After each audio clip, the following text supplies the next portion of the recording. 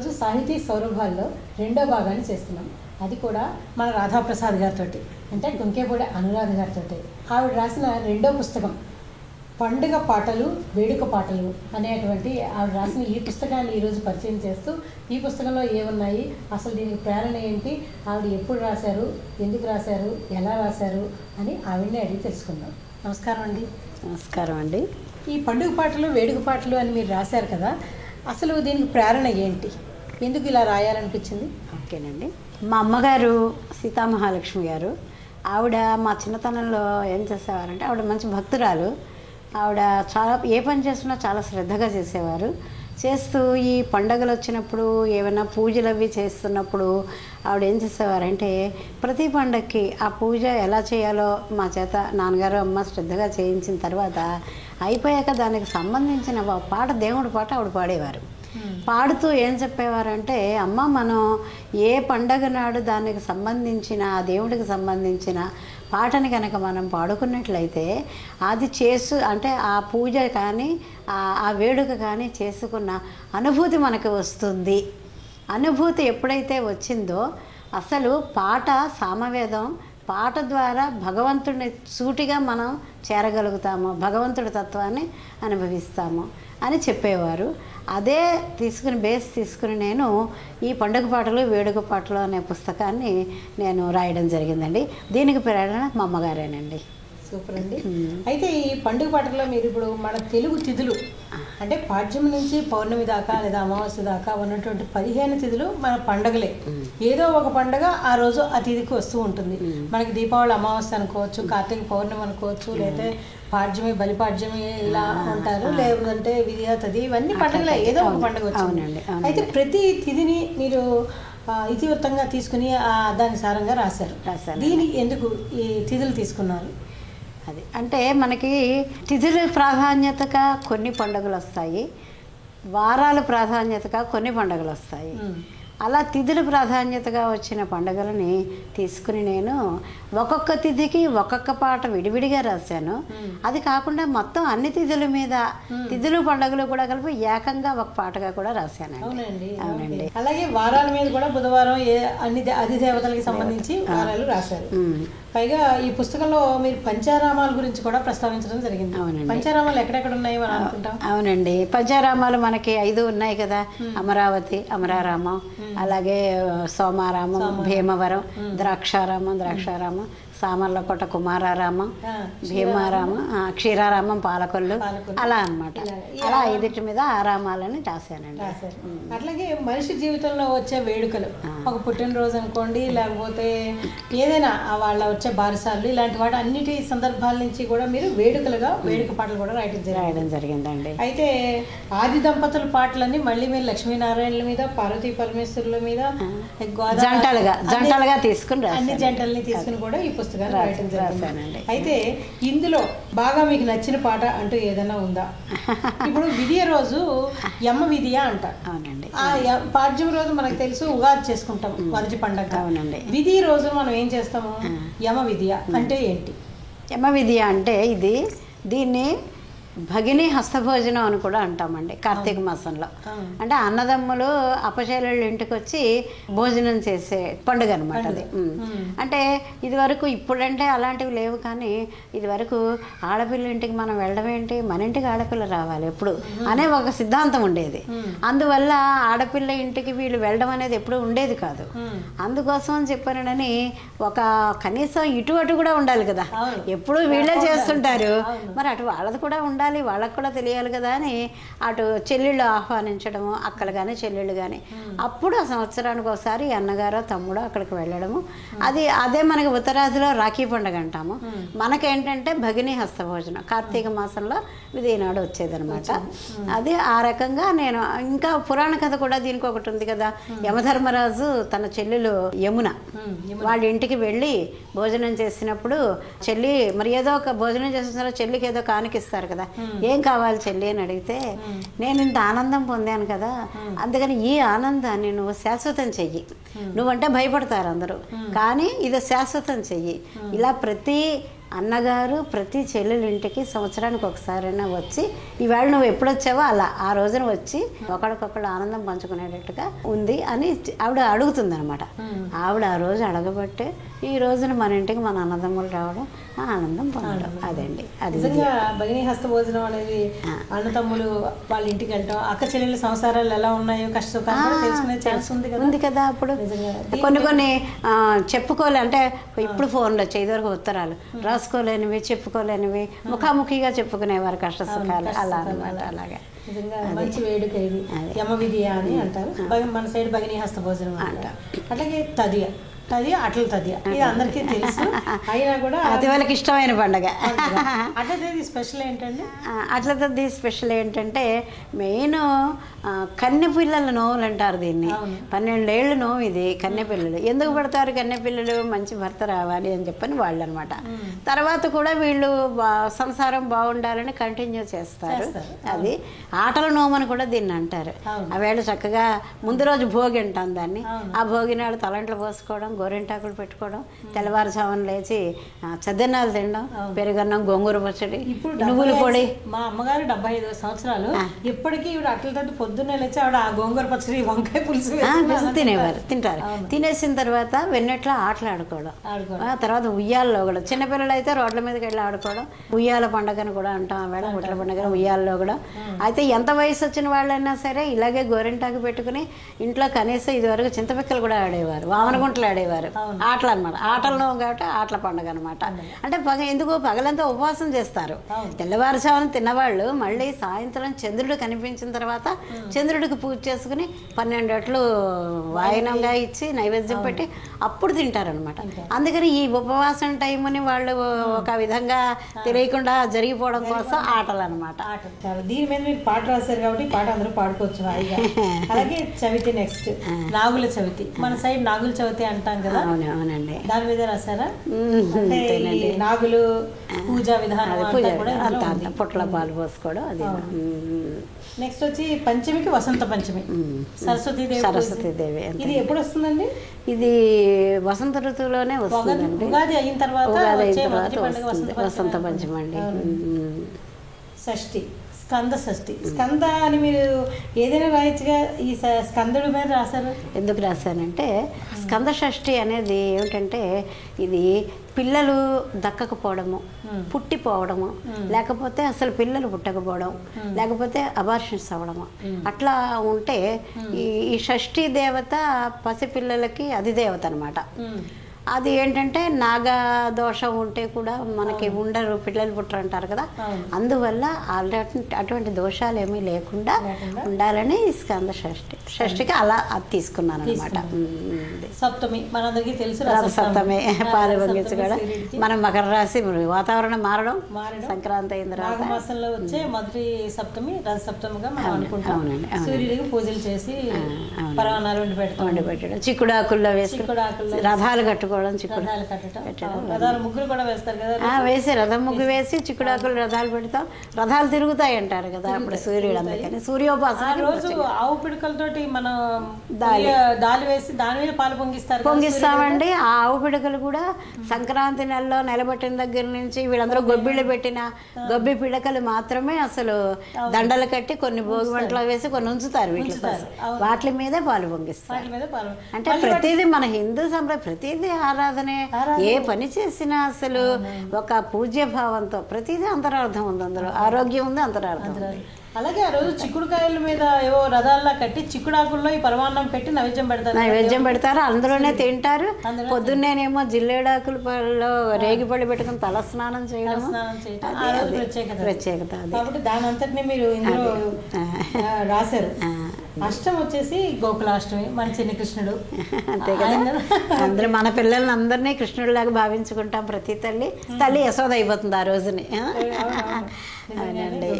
బాగుందండి.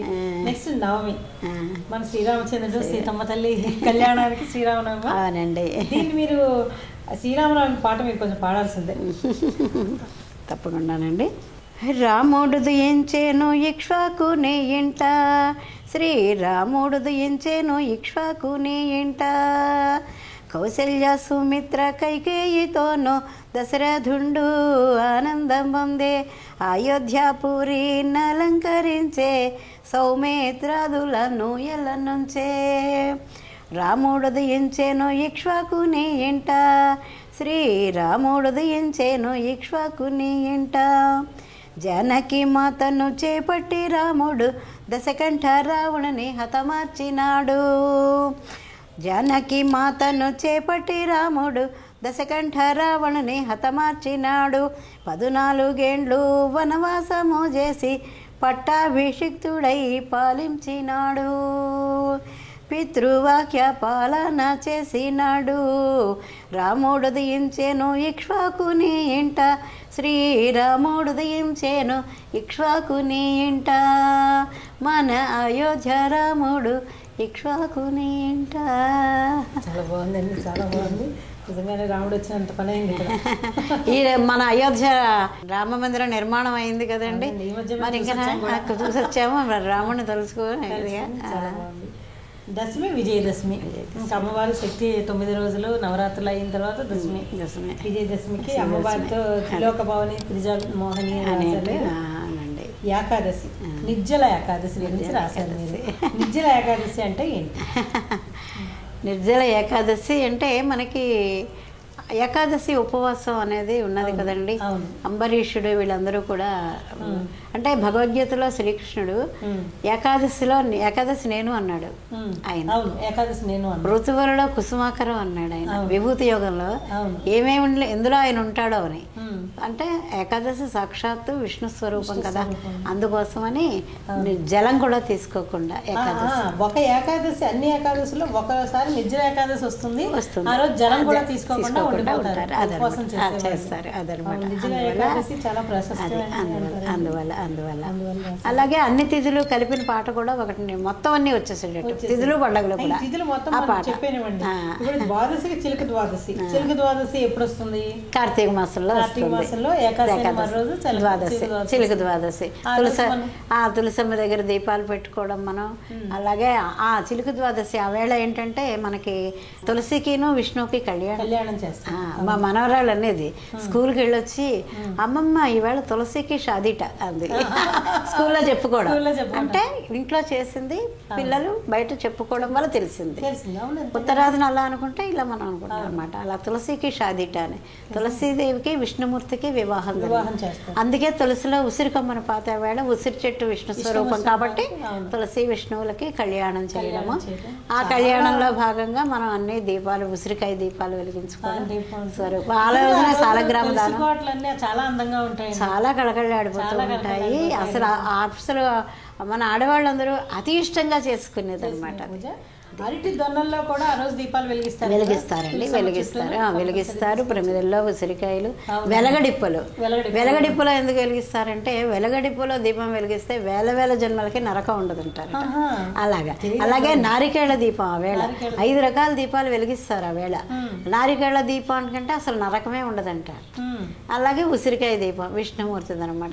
వరిపిండి దీపం అనేది అమ్మవారికి మన పెళ్లిలో కూడా జ్యోతులు వరిపిండితోనే కదా అమ్మవారి స్వరూపం కింద అదనమాట. అలాగా 5 రకాల దీపాలు వెలిగించి మరి ఎంత ఆనందంగా నిజంగా మన హిందూ సాంప్రదాయం చాలండి, ఎంత గొప్పదో నిజంగా.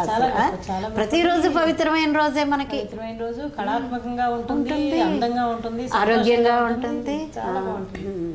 అలాగే త్రయోదశి, మీరు త్రయోదశికి ధనత్రయోదశి తీసేసుకున్నారు. మాకు హైదరాబాద్ లో ధనతేరస్ చాలా ఫేమస్, బంగారాలు కొనటానికి. మీరు దీన్ని ఎలా తీశారు? ధనత్రయోదశి అంటే లక్ష్మీదేవికేనండి. దీపావళి ముందు రోజు లక్ష్మీ పూజ చేస్తాం కదా, ధనత్రయోదశి లక్ష్మీ పాటనే రాశారు మీరు. అదేనండి, ధనలక్ష్మే కదా.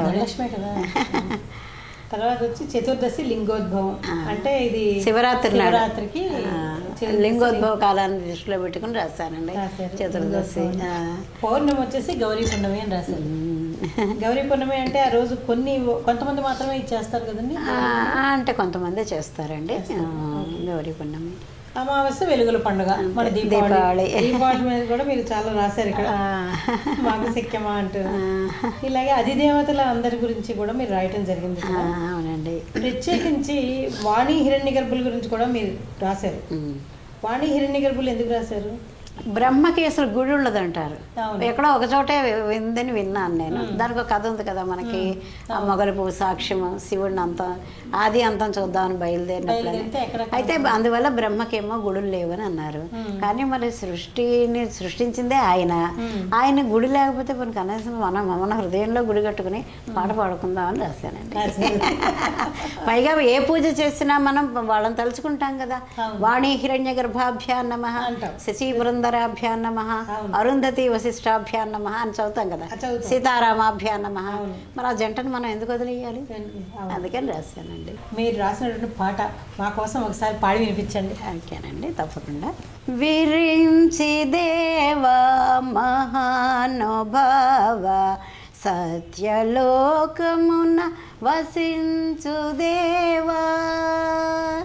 విరించి దేవా మహానుభావ, సత్యలోకమున వసించు దేవా. వాణిని వాక్కున ధరించి విధిరాతలను లిఖించు దేవా. వాణిని వాక్కున ధరించి విధిరాతలను లిఖించు దేవా. విరించి దేవా మహానుభావ, సత్యలోకమును వసించు దేవా. విష్ణునాభిన జనయించావు, చతుర్వేదములు చతుర్ముఖముగా. వాణి వీణానాదముతోను వెలుగొందే శ్రీ బ్రహ్మదేవా. వెలుగొందే శ్రీ బ్రహ్మదేవ. విరించి దేవా మహానుభావ, సత్యలోకమును వసించు దేవా. సృష్టి కార్యమును చక్కగా నడిపి, ఆయన బొమ్మను తయారు చేశాడు. ఆయన చేయకపోతే మనం ఉండం కదా, ఇలా పంపించకపోతే. సృష్టి కార్యమును చక్కగా నడిపి త్రిమూర్తులందు నిలిచిన దేవా. విరించి దేవా మహానుభావ, సత్యలోకమును వసించు దేవా. చాలా బాగుందండి. మీరు ఇప్పుడు మన రోజు నిత్య పూజలో కూడా చాలా మంది ఈ దేవతల్ని తలుచుకుంటూ ఉంటాం దంపతులుగా. వాణి హిరణ్య ఉమా మహేశ్వర అని చెప్పేసి ఇలా మీరు స్వాహాదేవి సహిత అగ్నిని కూడా రాశారు ఇక్కడ. దంపతుల్ని యాక్చువల్గా మనం ఎక్కడ కనపడరు. అందులో ఈ స్వాహ అనే దానికి కూడా మీ ముందు మాటలో ఎవరో ఒకరు దానికి కూడా భాషను రాశారు. ఎవరు పరశురాం అనురాధ పరశురాం గారు అని సంగీత కళాశాల ప్రిన్సిపాల్ గారండి ఆవిడ. మా విజయనగరం సంగీత కళాశాల ప్రిన్సిపాల్ అనురాధ పరశురామ గారని ఆవిడ ఈ పుస్తకానికి ముందు మాట రాశారండి. అప్పుడు అందులో అది విచిత్రంగా ఉంది, నేను ఎక్కడ వినలేదు. అంటే అగ్నిహోత్రం మీద కూడా పాట రాస్తారా అన్నట్టుగా ఆవిడ చాలా ఆనందించారండి. అది అంటే సకల దేవతల్ని తలుచుకోవాలి అనే ఉద్దేశమేనా ఉద్దేశంతో అది. అలాగే వెంకటేశ్వర స్వామి మీద కూడా వర్ణమాల అక్షర వర్ణమాల తీసుకుని ఆ నుంచి బండిరా వరకు కూడా మీరు ఒక్కొక్కటి రాయటం చాలా బాగా అనిపించింది నాకు. అంటే ఈ మన గోవింద గోవింద లాగా మీరు అక్షరానికి ఆటు బండిరా వరకు ఉన్నా. నేను బండిరా మీద ఏముంటుందా అక్షరం అని చెప్పి లాస్ట్ చూసా ఫస్ట్. మర్రాకు సైనా అని చెప్పి మీరు రాశారు. మధ్యలో అయినా వచ్చేది అంటే రా. ఇప్పుడు ఏంటంటే అది ఎందుకు రాశాను, ఇప్పుడు వాళ్ళకి బండిరా లేదు, తెలీదు. ఇప్పుడు మర్రి అంటే శబ్దం మనకి తేడా వస్తుంది. రీ పలికింది వేరు, రీ పలికింది వేరు. రీ అంటే రీ కింద రీ వత్తు, రీ అంటే బండిరా ఒత్తి పలుకుతాం, కొంచెం కొంచెం ప్రెషర్ ఇచ్చి పలుకుతాం. మర్రి అదే కదా, మరి అందుకోసమనే రాశాను. మర్రాకు సేనా అన్నాను. అలాగే క్షా కూడా ఇప్పుడు లేనట్టుంది. క్షా కూడా మీరు పక్షిరాజ వాహన అని చెప్పి అది రాశారు వెంకటేశ్వర గురించి. శ్రీ వెంకటేశ్వర శిరసానమామి శ్రీ శ్రీనివాసం మనసా స్మరామి, దానికి మొగటంలాగా చివరి మీరు చేర్చడం చాలా చాలా బాగుందండి. అలాగే నిత్య వేడుకలు మనకి పిల్లలకి మన ఇళ్లలో జరిగే వాటి మీద మీరు పుట్టినరోజు మీద 2 పాటలు ఉన్నట్టున్నాయి ఇక్కడ మీకు. అబ్బాయి అమ్మాయి ఇద్దరికి కూడా రాశారు. లాలి పాట, ఉయ్యాల్లో వేయడం, అది ఉయ్యాల్లో వేసే అదనమాట. ఈ పాట మీరు పాడితే బాగుంటుంది. ఉయ్యాల్లో వేయడము ఏమిటంటే మనకి సహజంగా 21వ రోజు పురుడు అయిన తర్వాత 21వ రోజుని పాపని ఉయ్యాల్లో వేస్తాము. పాప బాబాయ్ ఎవరైతే వాళ్ళని. కొంతమంది ఏంటంటే బారసాల రోజున, బారసాలు ఎప్పుడు చేస్తే అప్పుడు ఉయ్యాల్లో వేస్తారు. మనకైతే ప్రత్యేకించి 21వ రోజే వేస్తాం. ఇప్పుడు బారసాలు అంటే కొంతమంది 3 రోజుల్లో చేస్తారు, అప్పుడే వేస్తారు వాళ్ళు ఉయ్యాల్లో. మనకేంటంటే 21వ రోజు పెద్ద పురుడు అయిపోయినట్టు లెక్క అనమాట. ఆ రోజు నుంచి మనం కాయం పెట్టడం అన్నీ కూడా చేస్తాము. ప్రత్యేకమైన కార్యక్రమం ఉందండి దానికి. ఏమిటంటే ఆవేళ 21వ రోజు నుంచి కూడా ఆమెకి 2వ పూట భోజనం పెట్టడం మొదలు పెడతాం. అంత క్రితం వరకు ఒంటిపూట భోజనమే పెడతాము. రాత్రులు పాలు బ్రెడ్ ఏదో ఇవ్వడమే అనమాట. ఇప్పుడు అన్ని టిఫిన్లు పెట్టేస్తున్నారు, 2 పూట్ల భోజనాలు పెట్టేస్తున్నారు. ఆరోగ్యాలు కూడా అలాగే ఉంటున్నాయి. ఇదివరకు ఏంటంటే లివర్ సెట్ అవుతుంది, అలాగా పునర్జన్మ ఎత్తినట్టే కదండి పురుడు అంటేను. అందుకోసం అని చెప్పని మళ్ళీ తిరిగి ఆవిడకి సెట్ అవ్వాలంటే ఇలా ఒక పూట మాడిచి జాగ్రత్తగా తీసుకొచ్చేవారు, కొద్ది కొద్దిగా పెడుతుంది అనమాట. అలా దాంట్లో 21వ రోజు నుంచి రాత్రిళ్ళు భోజనం పెట్టేవారు. పిల్లను ఉయ్యాల్లో వేయడం, అలాగే చిన్ని పనులు చేయడం. అంటే అంతవరకు ఆవిడని రెస్ట్గా ఉంచారు. చిన్ని పనులు చేయడం మొదలు పెట్టమ్మా అని మంచి రోజు కింద ఆ వేళ చేయడం. ఆ వేళ ఏం చేస్తారంటే నూతి దగ్గర గంగాదేవి పూజ చేయిస్తారు. గంగ పూజ చేయడంలో అర్థం ఏమిటయ్యా అంటే ఎటువంటి ప్రమాదాలు, నూతుల దగ్గర జారి పడిపోవడాలు చేయడాలు, ఇప్పుడు తోడుకోవడాలు లేవనుకోండి, మరి ఇదివరకు తోడుకోవడమే కదా, అవన్నీ లేకుండా ఉండడానికి. తర్వాత దాంట్లో అక్కడ ఏం చేస్తారంటే ఒక మట్టి బిడ్డని తీసుకుని వచ్చి అక్కడ కప్పకి మొక్కడం అంటారు. నూతికి పసుపు రాసి బొట్లు పెట్టి కప్పకి అట్లా బెడ్డలు దాని మీద పసుపు కుంకుమ వేసి పెరుగు తీసుకొచ్చి పెరుగు నూతిలో వేయడం ఏంటంటే అమ్మ గంగాదేవి నీ కడుపు నిన్ను చల్ల చేశాను, నా కడుపు చల్లగా చూడు అని చెప్పడం అంతరార్థం.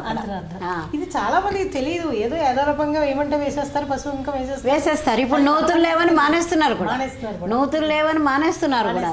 కానీ నూతులు లేకపోతే దానికి ఏదో రెమెడీ ఉంటుంది మనకి. ఇప్పుడు మానేయాలంటే రెమెడీలు ఎలా వెతుక్కుంటామో చేయడానికి కూడా రెమెడీలు ఉన్నాయి, అది కూడా తెలుసుకోవాలి కదా. ఏముంది, ఒక పెద్ద టబ్ లాంటి పెట్టుకుంటా అందులోనే చేదలా తోడుకున్నట్టుగా చేయొచ్చు. అక్కడే పూజ చేసుకోవచ్చు. గంగ పూజ మనం ఎక్కడుంటే అక్కడే సప్త సముద్రాలు, అంతే కదా. భావనలో ఏముందండి, అలా చేయించి అలాగా పెరుగు ఆమె చేత వేయించి చల్ల చేయమని, నా కడుపు చల్లగా ఉంచని చెప్పి కూడా ఇంకొకళ్ళని, పిల్లలు లేని వాళ్ళని వాళ్ళకి వాయనం అందుకోవడానికి తీసుకొచ్చి శనగలు, బెల్లం ముక్క, వెల్లుల్లిపాయి, కాయము ఇవి నైవేద్యం పెట్టి ఆ అమ్మాయికి బొట్టు పెట్టి ఇస్తారనమాట. ఇచ్చిన తర్వాత అప్పుడు నూతిలో చేద వేసి నీళ్లు తోడి, అంటే నీళ్లు తోడటం, ఈ పసిపిల్ల బట్టలు జుబ్బాయో ఇవో తీసుకొచ్చి పిండుతుంది అనమాట. పిండి ఆమె సహాయం చేస్తుంది. తీసుకున్న తర్వాత ఒక భుజం మీద వేసుకుని మళ్ళీ నీళ్లు తోడి ఒక చిన్న చెంబులో బిందెలో చిన్న సైజులో రెండింటిలో పట్టుకుని వీళ్ళు వీధి వైపు నుంచి వస్తారనమాట. వచ్చిన తర్వాత గుమ్మంలో మళ్ళీ ఏంటంటే అక్కడ పేర్లు చెప్పిస్తారు. ఏమిటంటే తను అంతక్రితం భార్య భర్త, ఇప్పుడు ఏమయ్యారు, తల్లిదండ్రులు అయ్యారు. అంటే కుటుంబం పెరిగింది. అందుకని కుటుంబం పెరిగింది అన్న విషయం ఆమెకు తెలియడం కోసం అని పేర్లు చెప్పిస్తారు. ఫలానా గోత్రం, నా భర్త పేరు ఇది, నేను కుటుంబం వచ్చాము, అంటే పిల్లాడు కూడా వచ్చాడు, అక్కడ కుటుంబంతో వచ్చాము, లోపలికి రానివ్వండి అని చెప్పిస్తారు. ఇంకా ఈమెకు వాయినం ఇవ్వడంలో అర్థం ఏమిటయ్యా అంటే ఈ వాయినం అందుకున్న తర్వాత ఆమె కూడా వెంటనే గర్భంతో దాల్స్తుంది. అంటే మనకే కాకుండా ఇంకొకళ్ళు కూడా పిల్ల పాపలతో ఉండాలి. మన సాంప్రదాయం ఇంత అర్థం ఉంది అందులో. అప్పుడు తీసుకొచ్చి ఉయ్యాల్లో వేసిన తర్వాత పాటలు పాడతారు. పున్నమి వెన్నెల జాబిలిలా ఉల్లమ పొంగెను ఈ వేళ, ఎన్నో జన్మల ఫలితముగా మా ఇంటను వెలిసెను ఈ వేళ. లాలీ లాలీ లాలీ లాలీ, అమ్మ నాన్నల లాలనలో అక్కల అన్నలాటలతో అమ్మ నాన్నల లాలనలో అక్కల అన్నలాటలతో మల్లెల కిలకిల నవ్వులతో మల్లెల కిలకిల నవ్వులతో విరబూసెను విరులు మా ఇంట జో జో జో జో జో జో జో జో చిలకల పలుకుల కులుకులతో దోబూచుల ఆటలతో ఊంగా ఊసులతో ఊంగా ఊసులతో ఊయలలుగే మా బంగారు లాలీ లాలీ లాలీ లాలీ బామ్మల తాతల ముద్దులతో అత్తల మెత్తని ఒడిలోన బామ్మ తాతల ముద్దులతో అత్తల మెత్తని ఒడిలోన బాబాయిలతో బంతులాడుతూ బాబాయిలతో బంతులాడుతూ ఎదిగేవమ్మా మా ఇంట. ఇక్కడ ఒక చిన్నది ఉంది ఏంటంటే పిల్లకి పుట్టిన బాబు కొత్త కుటుంబం నీకు ఇంతమంది ఉన్నారు అని చెప్తాం. తర్వాత ఎవరి ఇంటి పేరు వాళ్ళు ఇక్కడ పాడుకోవచ్చు. మా ఇంటి పేరు కొంకేపూడి కాబట్టి నేను ఎదిగేవమ్మా మా ఇంట కొంకేపూడి పొదరింట లాలీ లాలీ జో జో జో జో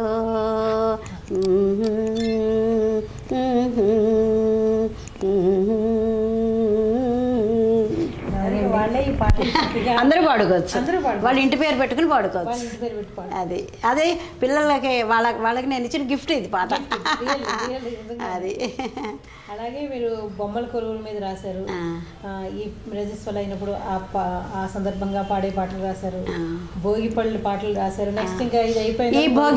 ఈ భోగిపళ్ళు పాటకి ఏంటంటే మా విజయనగరం మ్యూజిక్ కాలేజీలో డిప్లొమా చేశానండి. మాకు డిప్లొమా చేసినప్పుడు మాకు చెప్పిన గురువు గారు బిఏ నారాయణ గారు. ఆయన ఈ పాటని ఆయనకి నచ్చి ఆయనంతటా ఆయన స్వరపరిచి ఆయన పాట పాడి యూట్యూబ్లో పెట్టారండి ఓ సంవత్సరం. ఆయన ఉద్దేశం ఏంటంటే ప్రతి వాళ్ళు వాళ్ళ పిల్లలకు భోగిపళ్ళు పోసుకుంటారు కదా, అప్పుడు ఈ పాటని అంటే భోగిపళ్ళు అంటే ఏం చేస్తాము అనే దాన్ని నేను పాటలో రాశాను. అది ఆన్ చేసుకుని పిల్లలు భోగిపళ్ళు పొయ్యాలని ఆయన ఉద్దేశం అన్నమాట. అది చీడపీడలు తొలగి ఆ చంద్ర తారార్థము ఆయురారోగ్యములతో వర్ధిల్లమనుచును అని రాశారు. పిల్లలకి చక్కగా ఆశీర్వచనాలు ఉన్నాయి. చెరుకు ముక్కలు అన్ని వేయాలని చాలా బాగుందండి. అలాగే పెళ్లి కొడుకుని చేసే పాట కూడా ఇందులో ఒకటి వచ్చింది. గృహప్రవేశం, ఇంటికి ఎవరైనా ఇంటికి వరకు గృహప్రవేశం అంటే ఆ రోజు కూడా పాట చూసుకోక్కర్లేదు. పెళ్లి కూతురు చేసిన పాటలు అందరూ పాడతారండి. పెళ్లి కొడుకుని చేసిన పాట ఎక్కడ ఉండదు, చాలా తక్కువగా ఉంటుంది. అందుకోసమని నేను పెళ్లి కొడుకుని చేసిన పాట కూడా రాశాను అనమాట. అందులో కూడా ఇంటి పేరు అది పెట్టుకుని పెట్టుకుంటే పెట్టుకోవచ్చు. చాలా బాగుంది. అక్కలు బావులు నీ అందం పొగడగా ఆహా ఓహో అన్నలు వదిలిన ఆనందంగా చాలా బాగుందండి పాట. నెక్స్ట్ గృహప్రవేశము, సంక్రాంతి పాట, గంగిరెద్దు పాట. గంగిరెద్దు పాట ఏమిటండి? మరి గంగిరెద్దు అంటే మరి మనది వ్యవసాయ ప్రాధాన్యమైనది ఇది కదా మన భారతదేశం. మరి పశువులు మనకి పొలాలు దున్ని అంత కష్టపడి మరి పంటలను ఇస్తున్నాయి. అందుకు కృతజ్ఞతగా మనం కనుమనాడు మనం పశువులను పూజించుకుంటాం కదా. అందుకని ఆ పశువుల పండుగగా ఆ వేళ వీళ్ళు గంగిరెద్దులు కూడా వస్తుంటారు కదా మనకి, వస్తుంటారు. అదంతా పశువుల పండుగకి చిహ్నంగా రాశాను అనమాట. పశువులను కూడా మనం గౌరవించాలి కదా. మన కోసం పాటుపడుతున్నప్పుడు ప్రకృతి ఆరాధనలో భాగంగా. అవునండి. మరి పుష్కర ఫలితాలు కూడా రాస్తారేంటి? గోదావరి పుష్కర ఫలితాలు, పుష్కరానికి ఫలితాలు ఏమిటి? పుష్కరానికి ఎందుకు ఉండవండి? 12 నదుల కలయిక కదా. మరి ఆ కలయిక అయినప్పుడు అందులో మనం వెళ్ళి పుణ్యం వస్తుందనే కదా మనం స్నానం చేస్తాము. అదే ఫలితం మనకి. అయితే పాట రూపంలో మనం నదులని తలుచుకోవడం అనమాట. మరి తీర్థ వీధులు పెడతారు కదా, పెద్దలందరికీ తీర్థ వీధులు పెడతారు. ఆ 12 రోజుల్లోనూ డైరెక్ట్గా వాళ్ళకి ఏ తిథి రోజున 15 తిథుల్లోనూ ఎవరెవరి తిథులు అవుతూనే ఉంటాయి. అప్పుడు ప్రతి వాళ్ళు వస్తాయి. పెద్దల్ని పూజించుకుంటారు. పుచ్చుకోవడం మన పండగ కదా, అప్పుడు పితృదేవతలని. అదే అలా అనమాట. అలాగే నదులు, అందుకని నదులు అంటే మనకి నదీ జలాలలో పితృదేవతలు ఉంటారట. అవును అంటారు. అంటే మనకి 5 పంచప్రాణాలు ఉన్నాయి కదా, ఈ పంచప్రాణాలు కూడా వెళ్ళిపోయేటప్పుడు 5 చోట్లకు వెళ్తాయట. ఆ వెళ్ళినప్పుడు ఒకటేమో వృక్షాల్లోకి వెళ్ళిపోతుంది, ఇంకోటి మేఘాల్లోకి వెళ్ళిపోతుంది, ఇంకొకటేమో జలంలోకి వెళ్ళిపోతుంది. అలా అనమాట. అప్పుడు అందుకే కొత్త పెళ్ళైనప్పుడు కొత్తగా పిల్లల్ని హనీమూన్ అని పంపిస్తున్నారు. హనీమూన్ అని పంపిస్తున్నారంటే అసలు అక్కడికి ఆ తీర్థయాత్రలకు పంపించాలి.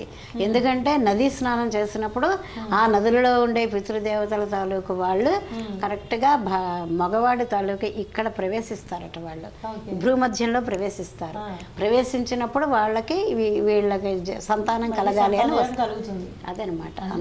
అందువల్ల నదులని పుష్కర ఫలితం అని అదనమాట. విజయనగరానికి దగ్గర కాబట్టి చందనోత్సవం గురించి అంతే కదా, అంతే కదా. మరి మా చందనోత్సవం మొన్నే అయింది, మే 10వ తారీఖున. చందనోత్సవం ఆ వేళ ఏంటంటే స్వామి నిజరూప దర్శనం ఆ వేళ కనిపిస్తుందండి. మొత్తం ఇంకా గంధంతో మనకి ఇలా ఎప్పుడు స్థూపంగా కనిపిస్తుంది కదా, ఆ వేళ మొత్తం అసలు పూర్తి నిజ స్వరూపం కనిపిస్తుంది అనమాట. ఒక్కరోజే దర్శనం అందరూ చేసుకుంటారు. చేసుకున్న తర్వాత నుంచి మళ్ళీ పెద్ద పెద్ద ఇంతంత సానలు ఉంటాయి, రాతివి ఇంతంత చెక్కలు ఉంటాయి. అందులో ఉండే బ్రాహ్మలు నూరుతుంటారు ఇలా గంధం అనమాట. అది రోజు రోజు అలా లేపనం పడుతుంది, అలా రాయిగా మనకి కనిపించేది అదనమాట చందన రూపుడు. శతావర్షి శాకంబరి అని రాశారు. అవునండి. ఏమిటి శాకంబరి అంటే? శాకంబరి అంటే ఇది మనకి ఆషాఢ మాసంలో వచ్చే పండుగ అండి, అమ్మవారు. అయితే దీనికి ఒక చిన్న పురాణ కథ ఉన్నది. ఏంటంటే పూర్వం వీళ్ళు రాక్షసులు బ్రాహ్మణ్ని యజ్ఞం చేసేవాళ్ళని వేదాలు చదవనివ్వకుండా పాడి చేసేస్తూ ఉంటే చివరికి వాళ్ళకి ఇంకా వర్షాలు లేక, యజ్ఞాలు లేకపోతే వర్షాలు లేవు, వర్షాలు లేకపోతే తిండి లేదు, అట్లా అందరూ కూడా బక్క చిక్కిపోయి బాగా ఇదైపోతే అప్పుడు వీళ్ళందరూ వెళ్ళి ఆవిడని వేడుకున్నారట అమ్మని. అమ్మ ఇట్లా మేము పళ్ళైపోతున్నాం, మాకు తిండి లేదు, ఇదైపోతున్నాము, మరణాలు చచ్చిపోతున్నారు అందరూ అని చెప్పానంటే అప్పుడు ఆవిడ ఏం చేస్తుందంటే ఆ రాక్షసుని సంహరించి ఆవిడ ఒళ్ళంతా కళ్ళు చేసుకుందండి. కళ్ళు చేసుకుని 100 కళ్ళు అయిపోయాయి ఒళ్ళంతా. ఆ కళ్ళ నుంచి ఆవిడ కరుణని వర్షంగా కురిపించిందిట. అది శతావర్షి శాకంబరి. ఆ వర్షాలు ఎప్పుడైతే పడ్డాయో వెంటనే పంటలు పండి కూరగాయలు వచ్చాయి. అప్పుడు మొట్టమొదటి పంటను తీసుకొచ్చి వాళ్ళు ఆషాఢ మాసంలో ఆ కూరగాయలు అమ్మవారికి నైవేద్యం పెట్టడం మొదలుపెట్టారు. అందుకని కూరగాయల అలంకారం చేస్తారు. శతావర్షి శాకంబరి అని అట్లా రాశాను అమ్మవారి మీద పాట అనమాట. మరి మీ విజయనగరం జిల్లా జామి ఎల్లారమ్మ అండి? అవునండి, గ్రామదేవత. ఉగాది నుంచి గ్రామదేవతల పండుగలు అవుతుంటాయండి. తర్వాత ఆశ్వీజ మాసంలో మాత్రం మాకు పైడితల్లి అమ్మవారి పండుగ అవుతుంది, చాలా ప్రాముఖ్యతగా. అమ్మవారి పాటలు అన్ని దేవతల మీద మీరు రాశానండి. తర్వాత జైమిని పక్షులు అని చెప్పి మీరు రాశారు. ఏమిటిది అసలు ఈ జైమిని ధర్మ పక్షుల ఏమిటి వృత్తాంతం? ఇది అష్టాదశ పురాణాల గురించి పురాణం చదువుతూ పాటలు రాయాలనే సంకల్పం కలిగింది నాకు. కలిగినప్పుడు అందులో మార్కండేయ పురాణం తీసుకున్నప్పుడు ఈ జైమిని పక్షులు అనేవి అవి విన్నాయి అన్నమాట. అవి వీళ్ళకి చెప్పినట్టుగా చెప్పే ధర్మ సందేహాలు తీరుస్తాయి జైమిని పక్షులు. అది ఆ కథని పాటగా రాసింది. జైమిని ధర్మ పక్షుల సంవాదం. ఇవి మీకు వివరణ కావాలంటే మీరు ఈ బుక్ కొనుక్కుని నేర్చుకోండి. అలాగే సృష్టి క్రమం కూడా రాశారు మీరు. మనకి సత్యయుగము, త్రేతాయుగము, ద్వాపరయుగము, కలియుగం, దీంట్లో మీరు ఏమిటి వివరించారు? అదే అంటే మనకి ప్రళయం అయిపోయిన తర్వాత ప్రళయం వచ్చేసి మొత్తం మూలిపోయింది. మళ్ళీ సృష్టి ఎలా ఆరంభమైంది అది సత్యయుగం నుంచి తీసుకున్నాం అన్నమాట. అష్టాదశ పురాణాల పాటలు అవి. దత్తాత్రేయ దేవతలు లక్ష్మీ స్థానములు కూడా ఎక్కడెక్కడ ఉన్నాయో చెప్పించారు. అంతేనండి. తర్వాత తిథి ప్రాశస్త పండుగల్లో మీరు అన్నిటిని కలిపి ఒక పాట రాశారు. అవునండి. ఇది మీ నోటితో కొంచెం మాకు వినిపించండి. తప్పకుండానండి. తిథి ప్రాశస్య పండుగలు ఏ తిథిలో ఏ పండుగ వస్తాయో ఒకటి. తర్వాత ఇంకో ముఖ్య ఉద్దేశం ఏంటంటే ఇది చిన్నపిల్లలకి, అంటే ఫస్ట్ స్టాండర్డ్, సెకండ్ స్టాండర్డ్ పిల్లలకి ఇది బాగా ఉపయోగపడుతుంది అనమాట. మనకు చిన్నప్పుడు ఎక్కాల పుస్తకంలో తిథులు బట్టి పట్టించేవారు. ఇప్పుడు బట్టి కొట్టమంటే ఎవరు కొట్టరు. అందుకని ఒక పాట రూపంలో నేర్పిస్తే అది పాడేసుకుంటే ఆ పాడినప్పుడు అందులో అదే ఒక ఆయన జక్కు రామకృష్ణ గారని ఆయన ఇది పుస్తకానికి ముందు మాట రాస్తూ ఇది ఒక పంచాంగంలాగా ఉపయోగపడుతుంది మనకి అని రాశారండి ఆయన. అది ఏ తిదో ఏ పండుగ వస్తుందో పంచాంగంలాగా ఉంది అని చెప్పండి.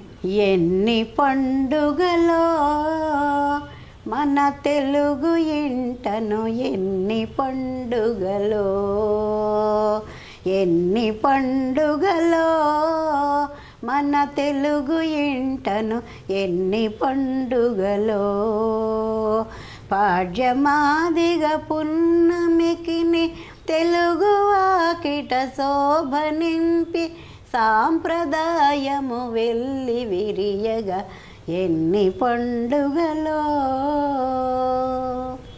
పచ్చదనముతో జగతి నిండే కోయిలాగా నమ్ము నిండే కూ కూ పచ్చదనముతో జగతి నిండే కోయిలాగా నమ్ము నిండే చైత్రశుద్ధ పాడ్యమే సంవత్సరమునకు ఆది అదే ఉగాది ఎన్ని పండుగలో భాద్రపద చవితి నందు పూజనందు వినాయక చవితి పండుగ నాడు వినాయక చవితి వస్తుంది అని పిల్లలకి ఖచ్చితంగా ఇది పాడుకుంటే తెలిసిపోతుంది కదా. ఎందునైనా ముందు కొలిచే విఘ్నపతి రాజా ఏకచక్ర రథమునందు శ్వేత పద్మాసీనుడై మాఘశుద్ధ సప్తమందు పూజలందుకొనే భానుడు పూజలందుకొనే. మాఘమాసం అనేది ఒకటి ఉంది, మాఘమాసంలో సప్తమి రథసప్తమి అవుతుంది. అది బాల్యమెంతో బంగారం చిలిపి చేష్టల సింగారం ధర్మ సంస్థాపనార్థాయ సంభవామి యుగే యుగే అదే శ్రీకృష్ణాష్టమి శ్రావణ బహుళాష్టమి. శ్రావణ బహుళాష్టమి నాడు కృష్ణాష్టమి వస్తుంది. ఇది వచ్చింది, పండగ వచ్చింది. చైత్ర శుద్ధ నవమి నందు రాముడు దయించే శ్రీరాముడు దయించే మహిషు ద్రుంచి విజయదశమిన దుర్గ వెలుగొందే మనలను కాచి రక్షించే ఎన్ని పండుగలో తెలుగు ఇంటను పెద్ద పీటగ మకర సంక్రాంతి భోగి పళ్ళు బొమ్మల కొలువులు గంగిరెద్దుల ఆటలు సంకురాత్రి సంబరాలు అంబరానంటే మనకు సంతసం బిచ్చే. సంక్రాంతి పండుగ అందరికీ పెద్ద పండుగ ఇష్టమైంది. నరకవధతో ఆశ్వయుజ అమావాస్య వెలుగునయ్యే కటికి చీకటిని కూడా పండగ చేసేసింది మన హిందూ సాంప్రదాయం. చూడండి, వెలుగుల పండుగ అనమాట. నరకవధతో ఆశ్వయుజ అమావాస్య వెలుగునయ్యే దీపాల వెలుగునయ్యే పూర్ణ కళ్ళతో ప్రతి పున్నమి వెలుగులను నింపే ఆ వెలుగే ప్రతి ఎదలో తోరణం బాయే మంగళ తోరణం బాయే ఎన్ని పండుగలో మన తెలుగు తిథులకు ఎన్ని పండుగలో. ఎన్ని పండుగలు అంటూ మీరు అన్ని పండుగల్ని ఇందులో పెట్టుకుని క్షేత్ర మహత్యాల దగ్గర నుంచి భక్తుల పాటలు జ్ఞానదేవు నామదేవు తులసీదాస్ చోళామేశ్వరి ఇవన్నీ కూడా మీరు రాస్తే ఈ పుస్తకంలో వినరో భాగ్యం విష్ణు కథ గొప్ప పాట అండి నిజంగా. అది మత్స్యపురాణం మత్స్యావతారం వీటి పాటల మీద కూడా మీరు రాశారు. చాలా చాలా ఇది కనువిప్పు నిజంగా. పండుగలు వాటి విశేషాలు వేడుక పాటలు ఇది ఎంతో ఉపయోగకరమైనటువంటి పుస్తకం అండి. ప్రతి ఇంట్లో వండతక్క బుక్ ఇది. అలాగే కృష్ణుడి మీద పాటలు కూడా ఇందులో చాలా చాలా బాగున్నాయి. అందరూ ఈ బుక్ కొనుక్కొని ఇంట్లో పెట్టుకుని సందర్భానుసారంగా పాటలు పాడుకుంటూ ఉంటే ఎంతో బాగుంటుంది. అలాగే ఈ పుస్తకాన్ని వీరు పెద్దన్నయ్య గారికి అంకితం చేశారు. అలాగే మీరు చాలా సముదాయాలతోటి కలిసి ఉన్నారు కదా, మీకు తెలుసున్నటువంటి గ్రూప్స్ అవి మీరు ఉన్నారు, వేటితో మీరు అసోసియేట్ అయి ఉన్నారు? అంటే విజయనగరంలో సాహితీ విజయభావన అని ఒక పెద్ద సంస్థ ఉందండి. విజయభావన సాహితీ సంస్థలో నేను సభ్యురాలని. తర్వాత నెల కార్యక్రమాలు జరుగుతూ ఉంటాయి. తర్వాత సాహితీ స్రవంతి, ఇంకా గవర్నమెంట్ ప్రోగ్రాంలు అన్నిటికీ కూడా మమ్మల్ని పిలుస్తూ ఉంటారు కవి సమ్మేళనాలకి. తర్వాత కవనరవళి అని చెప్పానని ఒక వాట్సాప్ గ్రూప్ సముదాయం అండి. డివి రామశర్మ గారు అని చెప్పానని ఆయన సారథ్యంలో నడుస్తుంది. అందులో కూడా గజల్స్ ఆయన దగ్గరే నేర్చుకున్నాం మేము. అలాగే నండూరు సుందరి నాగమణి గారని ఆవిడ పద్యాలు నేర్పారు, గండ్రకోట సూర్యనారాయణ గారని. వాళ్ళిద్దరి దగ్గర పద్యాలు నేర్చుకుని ఇవన్నీ వాట్సాప్ గ్రూపులు అనమాట. కవనరవుల సముదాయంలో కూడా ఉన్నాము. తర్వాత ఈ పుస్తకాన్ని ముఖ్యంగా దీనికి గవర్నమెంట్ సైటేషన్ వచ్చిందండి. గవర్నమెంట్ లైబ్రరీ సైటేషన్ అంటే వాళ్ళకి నంబర్ ఇస్తారు. ఈ పుస్తకం కొనుక్కోవడానికి అర్హత ఉంది అని గవర్నమెంట్ వాళ్ళు లైబ్రరీస్కి ఇస్తారు, నంబర్ ఇస్తారు. అప్పుడు ఆ నెంబర్ ఉన్న పుస్తకాలే లైబ్రరీ వాళ్ళు కొనాలి, కొన్ని పుస్తకాల్లో లైబ్రరీలో పెట్టాలి. అలా ఈ పుస్తకానికి లైబ్రరీ సైటేషన్ వచ్చిందండి. వస్తే 9 జిల్లాల లైబ్రరీలు ఈ పుస్తకాన్ని కొన్నాయండి. ఇప్పటి వరకు పెళ్లి పాటలు, తర్వాత పండుగ పాటలు వరుసగా చేస్తూ వచ్చాం. ఇక మన రచయిత్రి గారు రచించిన కథలు, కవితలు ఇంకా ఎన్నో ఉన్నాయి. ఆ కథల గురించి, మోనోగ్రాఫ్ల గురించి రాబోయే ఎపిసోడ్లో మనం చర్చించుకుందాం. అందరూ మా ఛానల్ని వీక్షించండి, లైక్ చేయండి, సబ్స్క్రైబ్ చేయండి, గంట సింబల్ నొక్కండి. మా ఛానల్ని సబ్స్క్రైబ్ చేయండి, లైక్ చేయండి, గంట కొట్టండి.